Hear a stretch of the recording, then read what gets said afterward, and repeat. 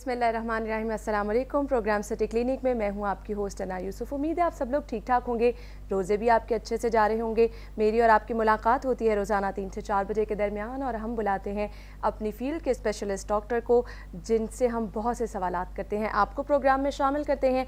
आज भी आप हमारे प्रोग्राम में शामिल हो सकते हैं। हमें कॉल कीजिए, हमारा नंबर है 033312111418। इस पर आप कॉल कर सकते हैं और बहुत सारे सवालात जो भी आप पूछना चाह रहे हैं आप पूछ सकते हैं। आज हमारे साथ मौजूद हैं डॉक्टर मोहम्मद अली अवान, जो कि डायबिटोलॉजिस्ट हैं। इससे कबल भी हम बहुत सारे डायबिटोलॉजिस्ट को अपने प्रोग्राम में इनवाइट कर चुके हैं और मकसद यही है कि आपकी सेहत अच्छी रहे। मकसद यही है कि जो कुछ आप पूछना चाह रहे हैं आप पूछ सकें और आपको अपनी सेहत से रिलेटेड बहुत सी बातें पता चल सके, ताकि कम से कम घर में जो आप ख़ुद से दवाइयाँ लेकर ख़ुद से अपना इलाज करते हैं, और अगर आप वो ख़ुद से इलाज करें भी तो आप मुनासिब इलाज कर सकें, वो इलाज कर सकें जो कि बेहतर हो। हमारे साथ मौजूद हैं डॉक्टर मोहम्मद अली अवान। अस्सलाम वालेकुम डॉक्टर साहब, क्या हाल चाल है? Thank you very much.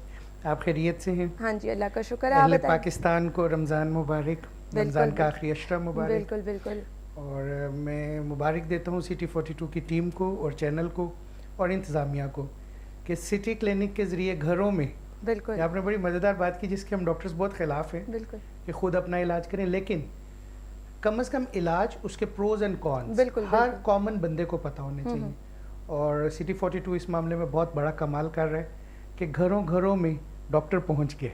सही, thank you so much doctor साहब। असल में मकसद ये है कि वो लोग जो घर में सेल्फ मेडिकेशन करते हैं, अगर वो सेल्फ मेडिकेशन की तरफ जा भी रहे हैं तो उनको वो चीज़ें पता चल सकें जो उनके लिए बेहतर हैं। कम से कम वो मेडिकेशन ना करें वो जो कि वो खुद से करते हैं। और डॉक्टर साहब, रमज़ान का महीना है, रोज़े आपके कैसे जा रहे हैं? रूटीन चेंज होती है, किस तरह से मैनेज किया जाता है? रोज़े हमेशा अच्छे जाते हैं, अल्लाह ताला का एहसान है। बिल्कुल, रमज़ान एक बेहतरीन महीना है, इबादत का भी मौका मिलता है।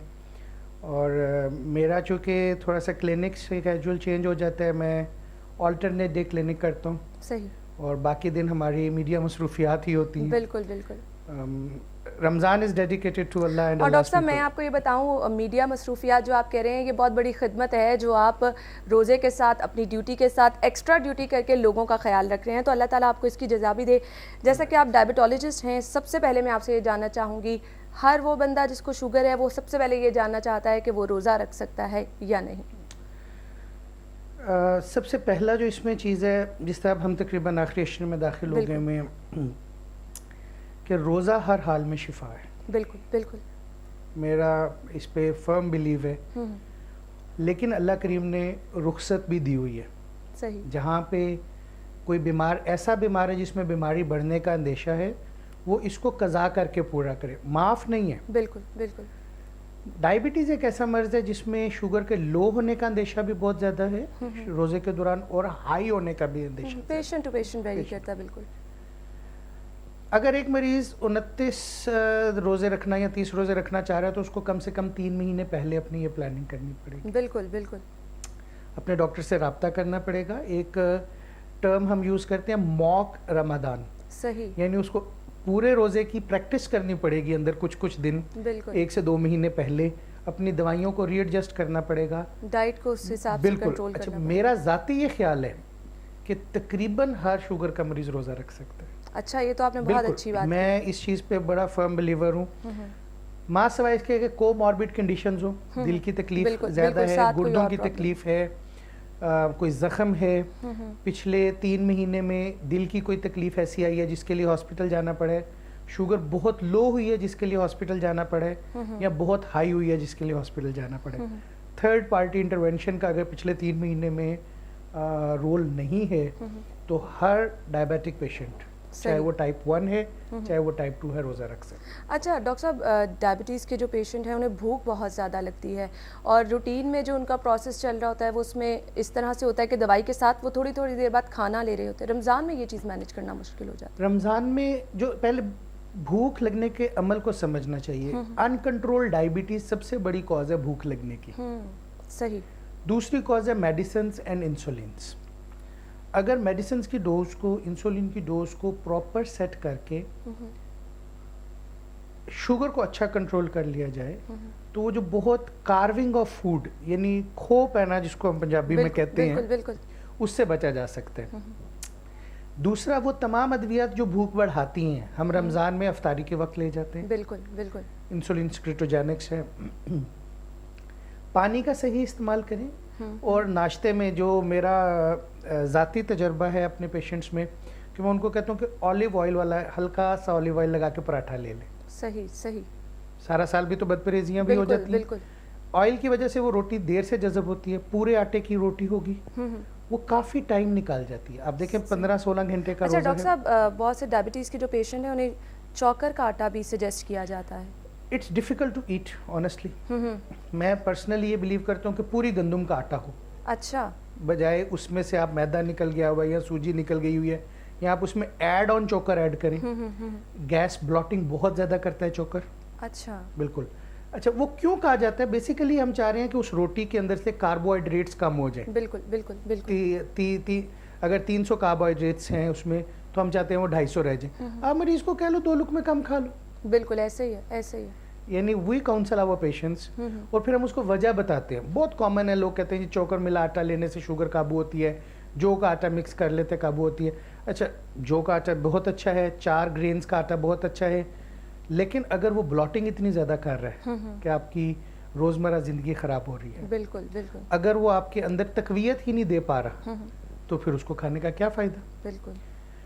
मैं पर्सनली दूसरी चीज़ में जिसमें थोड़ा डिफरेंट हूँ, मैं फलों को बहुत ज़्यादा एडवोकेट करता हूँ। अच्छा। डायबिटीज़ के मरीज़ को अपने रोज़मर्रा इस्तेमाल में 3 से 5 फल खाने चाहिए। डॉक्टर साहब, आम आया हुआ है आजकल, आम का सीजन है, तो डॉक्टर तो मना करते हैं। शायद उतनी डेप्थ से पढ़ा नहीं आम को। आम का ग्लाइसीमिक इंडेक्स 54 है। सही। जो कि खरबूजे से तकरीबन 1.5 गुना बेहतर है। सही। जिसका 74 है। सही। अगर आप 100 ग्राम आम ले रहे हैं और 100 ग्राम खरबूजा ले रहे हैं, सही, तो ग्लाइसीमिक इंडेक्स के लिहाज से आम बेहतर है। सही। चलें, वो डायबिटीज़ के पेशेंट जिनको शुगर है और जो आम बहुत पसंद करते हैं, उनके लिए अच्छी खबर यह है कि वो आम खा सकते हैं। लेकिन डॉक्टर साहब, यहाँ पर मैं ये भी कहना चाहूँगी कि हर चीज़ में एतदाल, मॉडरेट रहना जो है वो बहुत इंपॉर्टेंट चीज़ डायबिटीज़ में जो है वो, मुझसे जब डेफिनेशन ऑफ डायबिटीज़ पूछी जाती है तो मैं कहता हूँ बेइतदाली। बिल्कुल बिल्कुल। दुनिया में अगर कोई एक लफ्ज़ ज़ैबतीज़ को बयान कर सकता है तो वो है बेइतदाली। बिल्कुल। बच्चों में ठीक है, कुदरत से आ गई, जेनेटिक्स आ गई, लेकिन बड़ों में डायबिटीज़ लाने के लिए आपको बड़ी मेहनत करनी पड़ती है। ऐसे नहीं कि रात को सोए सुबह शुगर हो गई। सबसे पहले आपको अपनी एक्सरसाइज में बेइतदाली लानी पड़ती है। बिल्कुल। ईटिंग हैबिट्स में बेइतदाली लानी पड़ती है। माइंड प्रोसेस में बेइतदाली लानी पड़ती है। इन 3 चीज़ों को जब आप मिला लेते हैं तो फिर एक बीमारी पैदा होती है जिसको मैं बेइतदाली ही कहूँगा। सही, बिल्कुल तो सही। आपकी बात से 100% एग्री करता हूँ।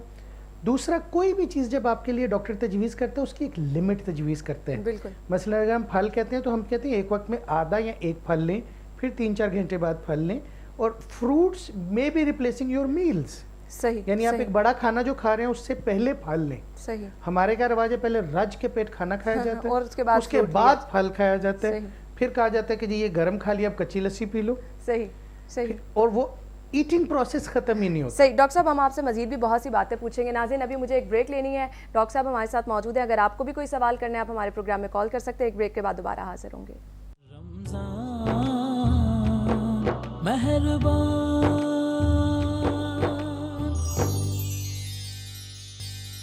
ब्रेक के बाद आपको एक बार फिर से खुश आमदीद कहेंगे। आज हमारे साथ स्टूडियो में मौजूद हैं डॉक्टर मोहम्मद अली अवान, डायबिटोलॉजिस्ट हैं।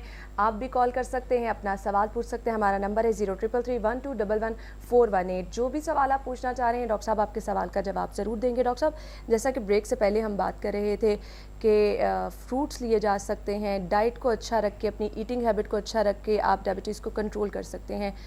नॉर्मली जो एक व्यू है लोगों का वो ये है कि अगर आपको डायबिटीज़ है तो आप चीनी बिल्कुल नहीं खा सकते। ये किस हद तक ठीक है? मेरे ख्याल में काफ़ी हद तक ठीक है, लेकिन उतना ही गलत भी है। सही। जब बिल्कुल मीठे पे पाबंदी लगाई जाती है तो स्टील फिनोमिना स्टार्ट होता है। स्टील फिनोमिना क्या क्या मतलब है कि मरीज को भी नहीं पता होता कई दफ़ा, और वो चोरी छुपे मीठा खा रहा होता है। सही।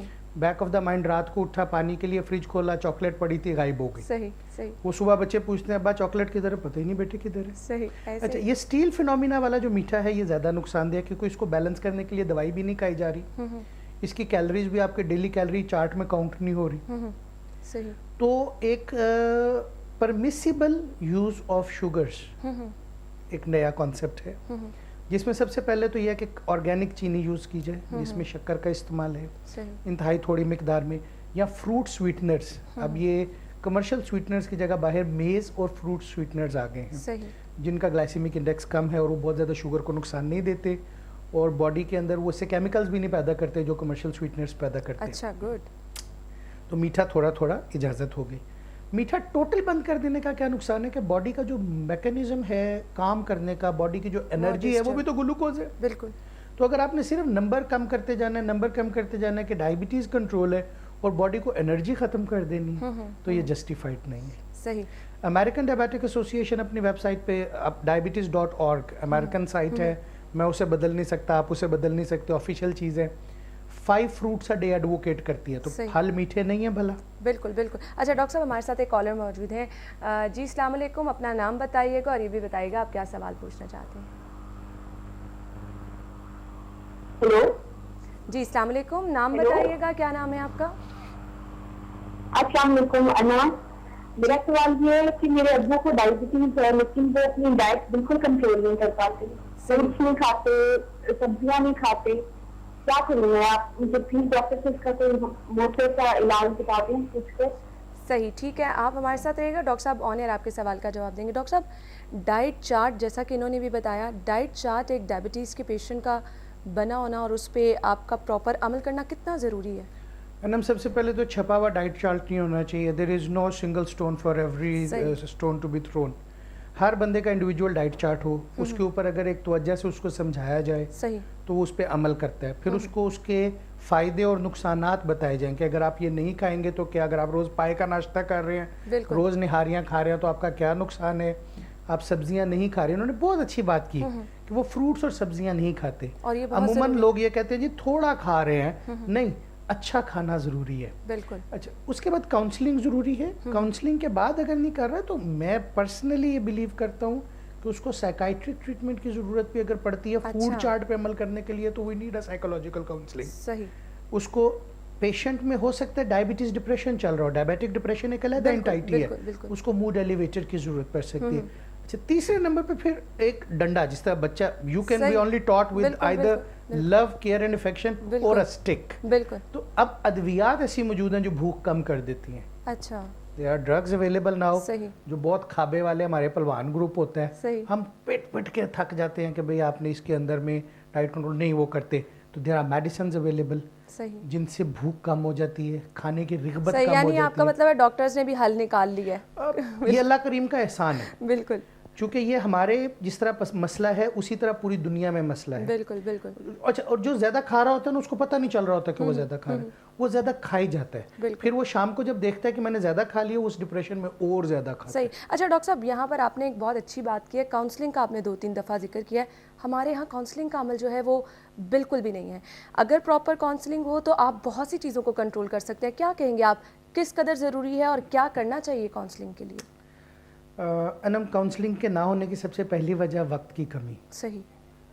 پہلے تو پیشنٹس لوڈ بہت زیادہ ہے. جتنے بھی ہمارے کولیگز ہیں, جب بھی ہم آپس میں بیٹھتے ہیں یا ملتے ہیں, ہر بندہ یہی رو رہا ہوتا ہے کہ یار تھک گئے مر گئے. سیکنڈلی ٹیم ورک کی کمی ہے.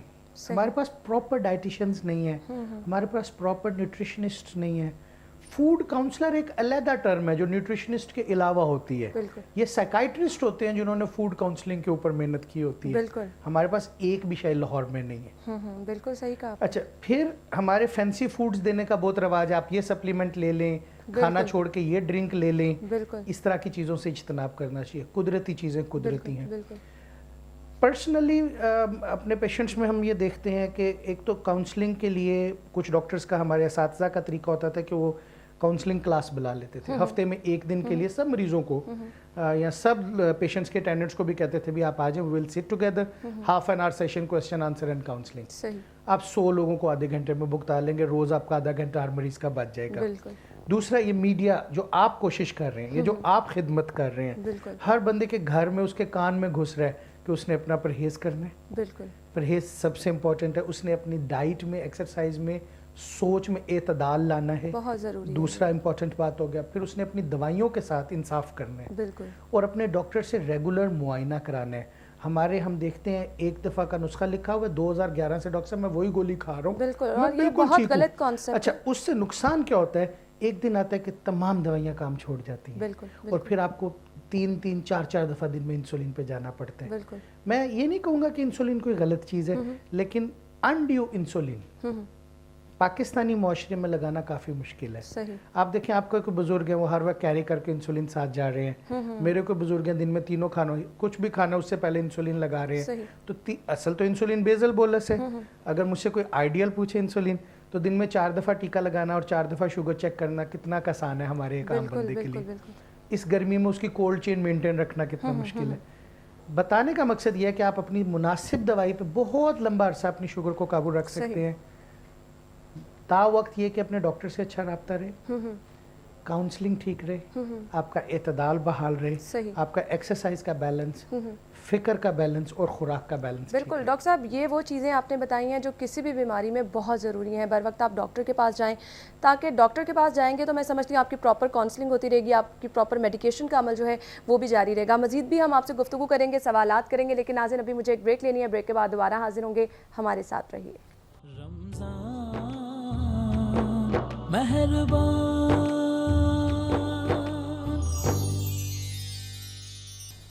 جی ناظرین, بریک کے بعد آپ کو ایک بار پھر سے خوش آمدید کہیں گے. ہمارے ساتھ ڈاکٹر صاحب موجود ہیں جن سے ہم بہت سے سوالات کر رہے ہیں. آپ بھی پروگرام میں شامل ہو سکتے ہیں, ہمیں کال کیجیے. ہمارا نمبر ہے 0333121418, اور آپ جو بھی سوال پوچھنا چاہ رہے ہیں آپ پوچھ سکتے ہیں. ڈاکٹر صاحب, ڈائبٹیز کے جو پیشنٹ ہیں نارملی ان کا یہ کانسیپٹ ہے کہ وہ اب صرف دوائیوں پہ رہیں گے, اور ان کا یہ جو ڈائبٹیز کا سلسلہ ہے وہ تا حیات ان کے ساتھ چلتا رہے گا.